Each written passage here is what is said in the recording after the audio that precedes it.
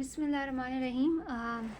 ठीक है, वो सबसे पहले मैं आपको SMBBMC के सीट्स बताऊंगी, ठीक है, कि कितने सीट्स है। तो टोटल 100 सीट्स हैं, ठीक है, SMBBMC में। अब इसमें से सेल्फ़ के आ जाते हैं, ठीक है, आई थिंक सेल्फ़ के 10 हैं समथिंग, और जो रेस्ट ऑफ ऑल कराची, ठीक है, और कुछ टाउन की सीट्स होती हैं, ठीक है। अब टाउन में आपका गडाब town, Lyari town, गडाब town, Lyari town, बिन कासिम, ठीक है, गडाब बिन कासिम, लियारी, और केमाड़ी टाउन भी आता है, ठीक है। ये टाउन के बच्चे, अब आप देख लीजिएगा ना कि कौन कौन से टाउन आते हैं, लेकिन ये सीट्स है self, rest of all Karachi and town के बच्चे आते हैं, ठीक है। अब जो अगर आप SMBBMC वाले के पास जब आप जाएंगे ना, जब आप यूनी जाएंगे और आपके मेरिट के लिहाज से आप जाएंगे और आप सेलेक्ट करेंगे, तो जो रेस्ट ऑफ ऑल कराची की सीट अगर हो ना, तो अगर आपका टाउन है, आप टाउन में आ रहे हैं, लेकिन आप रेस्ट ऑफ ऑल कराची में जाइएगा। पता है क्यों? क्योंकि जब आप टाउन में जाते हैं ना, तो फिर वेरिफिकेशंस होती हैं, और इन वेरिफिकेशंस में इतना टाइम लग जाता है कि ऐसा नहीं होता कि वेरिफिकेशन हो ही नहीं पाती, हो जाती है, इसलिए तो बच्चे टाउन के बच्चे आ जाते हैं सेलेक्ट होकर।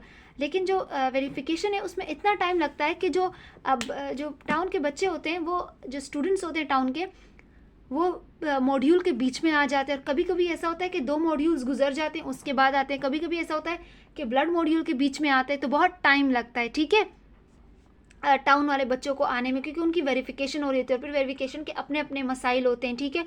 तो अगर रेस्ट ऑफ ऑल कराची की सीट है और आप टाउन वाले, आप यानी फॉर एग्जांपल लियारी टाउन भी होता है, तो अगर आप लियारी के हैं लेकिन आप रेस्ट ऑफ ऑल कराची ले लीजिएगा, ठीक है, अगर रेस्ट ऑफ ऑल कराची की सीट्स हो। लेकिन अगर रेस्ट ऑफ ऑल कराची की नहीं है तो फिर आप टाउन पर ही जाएंगी, ठीक है, तो आपको फिर टाउन ही लेना पड़ेगा, ठीक है।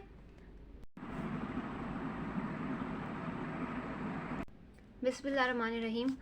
आज मैं आपको बताऊंगी कि जब यानी सिलेक्शन के बाद क्या होता है, और मैं ख़ुद SMBBMC से हूँ, शहीद मोहतरमा बेनज़ीर मेडिकल कॉलेज लियारी से हूँ, तो कराची में जो है, तो मैं ख़ुद आपको उसके चीज़ें शेयर करूँगी कि जिन बच्चों का SMBBMC में, यानी जो अगला बैच SMBBMC में इंशाल्लाह आने वाला है, तो जो डिफ़िकल्टीज़ मैंने फेस की, तो वो आप फेस ना करें, ठीक है।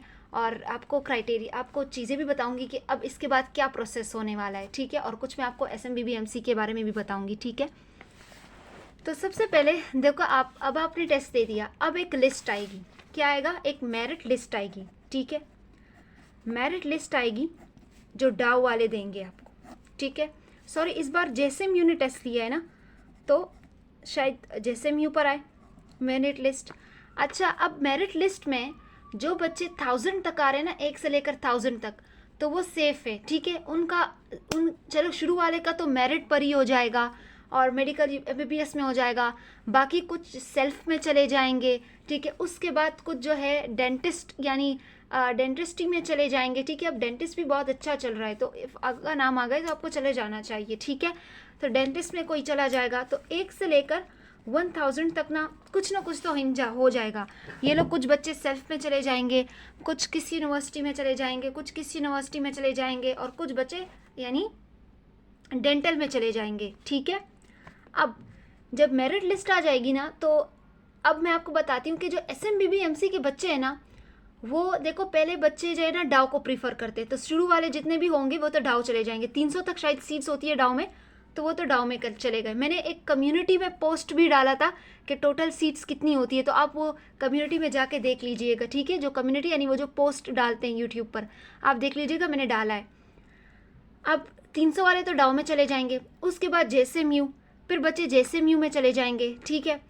उसके बाद बच्चे प्रीफर करते हैं, उसके बाद दो बच्चों के पास, उसके बाद जो बच्चे आते हैं ना, फॉर एग्जांपल अब मैं आपको बताती हूँ, यानी 500 और 600 वाले बच्चे, जो 500 से लेकर 600 700 वाले 700 तक, उनके पास चॉइस होता है KMDC और SMBBMC। अब जो कुछ बच्चे KMDC इसलिए भी नहीं जाना चाहते क्योंकि ट्रांसपोर्ट का मसला होता है, क्योंकि दूर बहुत है और पॉइंट्स भी सही नहीं चलती, ठीक है। वैसे मैं उस पर नहीं जा रही, पढ़ाया हर जगह अच्छा जाता है, और पढ़ना तो अगर आपको पढ़ना है ना, तो आपने यूट्यूब से ही पढ़ना है, ठीक है। ठीक है, मैं खुद KMDC इसलिए नहीं गई थी क्योंकि ट्रांसपोर्ट की वजह से मैं नहीं गई थी, ठीक है। अच्छा, दूसरा ऑप्शन होता है SMBBMC, ठीक है। अब जो KMDC का चक्कर है ना, तो कुछ बच्चे इस SMBBMC और KMDC जाएंगे।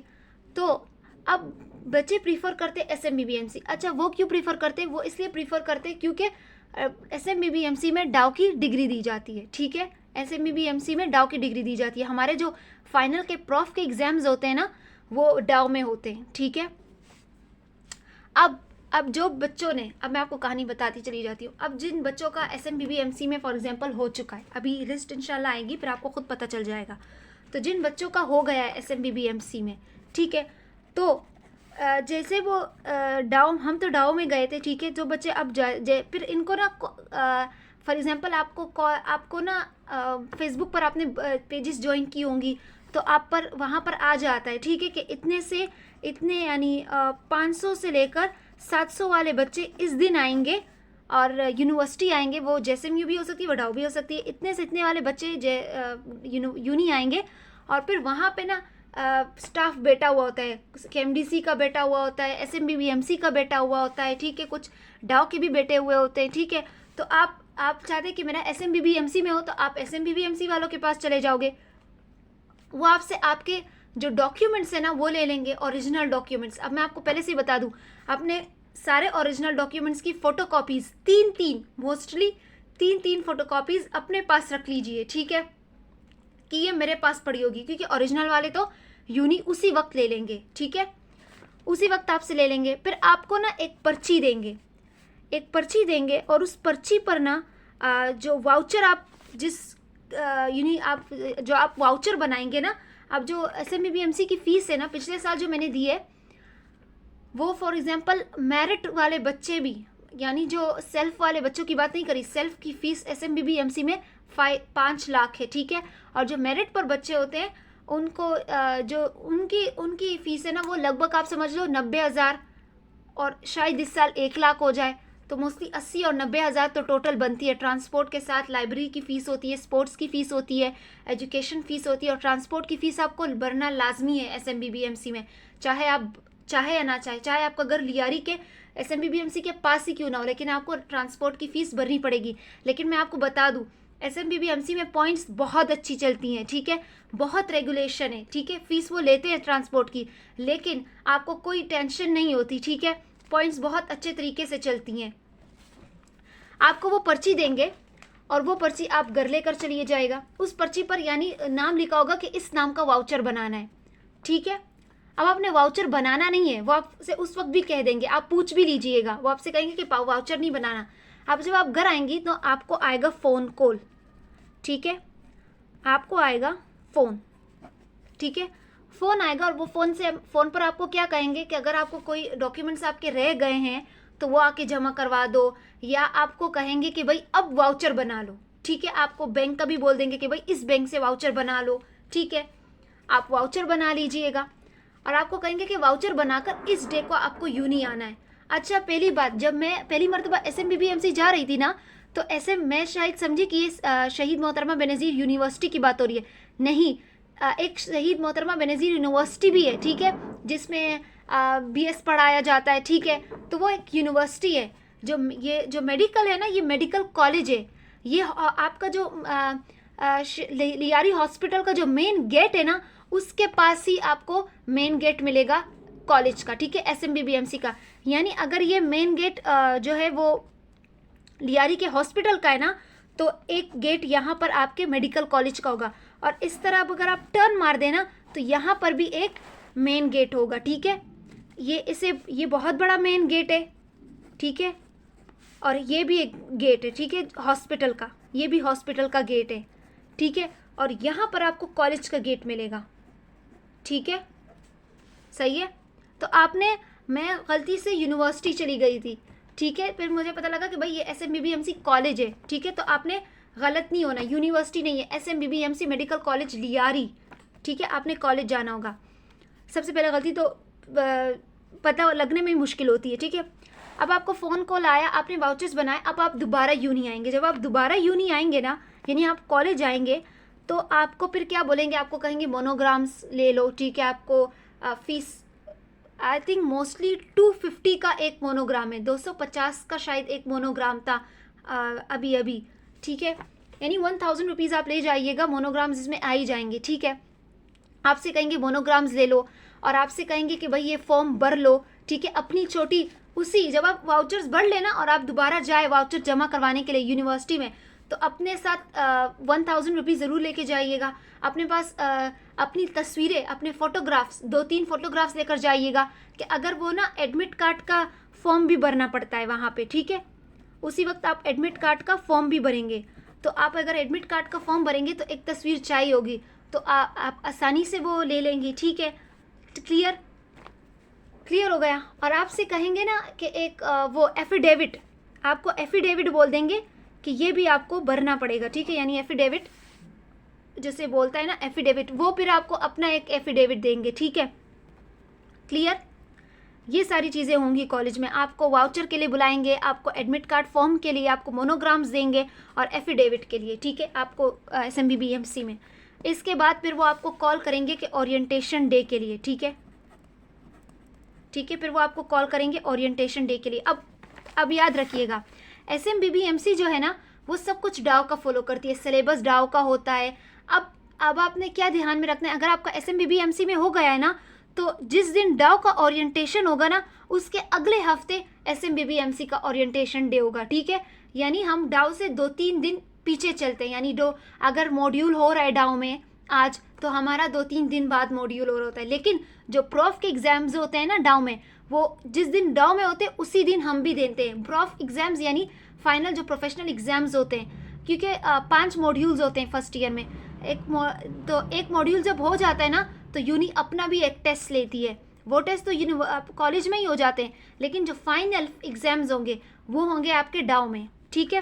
तो अगर आप SMBBMC में आ गए तो आप डाव को फॉलो हम फिर करते हैं, ठीक है। तो जिस दिन डाव में ओरिएंटेशन होगा उसके 2-3 दिन बाद लियारी कॉलेज में भी ओरिएंटेशन डे होगा, ठीक है। ओरिएंटेशन डे आप चले जाइए, ओरिएंटेशन डे आप चले जाएंगे, फिर आप ओरिएंटेशन डे अटेंड कर आप नीचे आएंगे तो आपसे कहेंगे आप नवीद भाई, ठीक है, आप जो ट्रांसपोर्ट की चीज़ें मैनेज करते हैं, आप वहाँ पर आएंगे और उनसे बात करेंगे कि भाई हमारा जो इलाका है, हम इस इलाके में रहते हैं तो हमें कौन सा पॉइंट अलॉट होगा, यानी हर किसी का पॉइंट होता है, ठीक है। अगर आप इस इलाके से आ रहे हैं तो आपका पॉइंट नंबर ये होगा, 2, 3, 4 होते हैं, ठीक है। तो आपको बता देंगे भैया आपका पॉइंट नंबर ये है और आपने इस टाइम खड़ा होना है, ठीक है। तो ये सारी आपकी कहानी हो गई SMBBMC की। अब आपको SMBBMC में 2 चीज़ें पता होनी चाहिए कि एक ओल्ड बिल्डिंग है, ठीक है, उसकी तस्वीर आ रही होगी। अच्छा, ओल्ड बिल्डिंग, जब आप ये सारे काम करने जाएंगे ना तो आप ओल्ड बिल्डिंग में जाएंगे, ठीक है। ओल्ड बिल्डिंग की तस्वीर आ रही होगी आपके सामने, ये ओल्ड बिल्डिंग है। जिस तरह पिक्चर में दिख रही है ऐसी तो बिल्कुल भी नहीं है, हाँ थोड़ा सा तो डिफरेंट होगा, लेकिन ऐसी ओल्ड बिल्डिंग यही है, ठीक है। मैंने एक वीडियो भी शॉर्ट भी दिया है। ये ओल्ड बिल्डिंग है। इस ओल्ड बिल्डिंग में क्या होता है, इस ओल्ड बिल्डिंग में सारे जितने भी आपके काम, आपके एग्जामिनेशंस फॉर्म, आपके एडमिशन फॉर्म जो भी है ना, ये सब ओल्ड बिल्डिंग में होता है। और ठीक है, ओल्ड बिल्डिंग सारा ये संभालता है। लेकिन ओल्ड बिल्डिंग में आपको लैब्स भी मिलती है, आपको एनाटमी की लैब मिलेगी, यहाँ पर आपको एनाटमी की लैब मिलती है, ठीक है। यहाँ आपको बायोकेम की लैब मिलेगी, ठीक है, और एनाटमी की लैब यानी हिस्टो की लैब भी यहीं होगी, ठीक है। तो ये 3 लैब्स तो यहीं पर ही है। एनाटमी और हिस्टो एक ही चीज़ है। अब आपको थोड़ा समझ नहीं आएगा, जब आप आगे बढ़ेंगे आपको खुद समझ आ जाएगा। लेकिन जो फिजियो की लैब है ना, फिजियो की, पैथो की, ठीक है, और माइक्रोबायोलॉजी की यानी जो लैब है, और फार्मा की, ठीक है, ये सब आपको न्यू बिल्डिंग में मिलेंगे। अब न्यू बिल्डिंग की पिक्चर भी आ रही होगी, ठीक है। तो ये न्यू बिल्डिंग की पिक्चर है।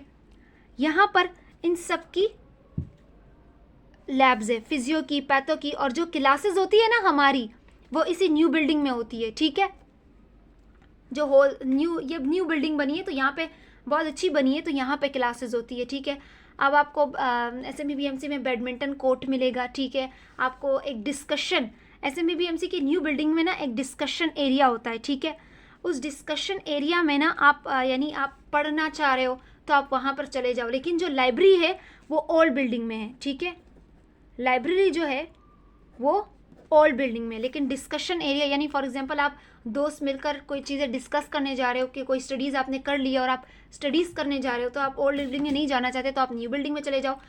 लेकिन लाइब्रेरी जो है, अगर आपको कोई बुक लेनी है तो फिर आपको लाइब्रेरी में जाना पड़ता है ना, तो वो ओल्ड बिल्डिंग में, ठीक है। तो ये ओल्ड बिल्डिंग और न्यू बिल्डिंग का कॉन्सेप्ट हमें पता नहीं था, क्योंकि हम फर्स्ट टाइम SMBBMC में जा रहे थे। लेकिन अगर आपने मेरी वीडियो देख ली है तो जब आप SMBBMC में जाएंगे तो आपको इंशाल्लाह पहले से पता होगा कि एक ओल्ड बिल्डिंग है। अब बच्चे बोलते हैं ना ये ओल्ड बिल्डिंग में, ये न्यू बिल्डिंग में, तो हमें उसको पता नहीं था कि क्या बोल रहे हैं। तो ओल्ड बिल्डिंग और न्यू बिल्डिंग का आप तस्वीरें देखी होंगी, तो इसका मतलब ओल्ड बिल्डिंग और न्यू बिल्डिंग, ठीक है।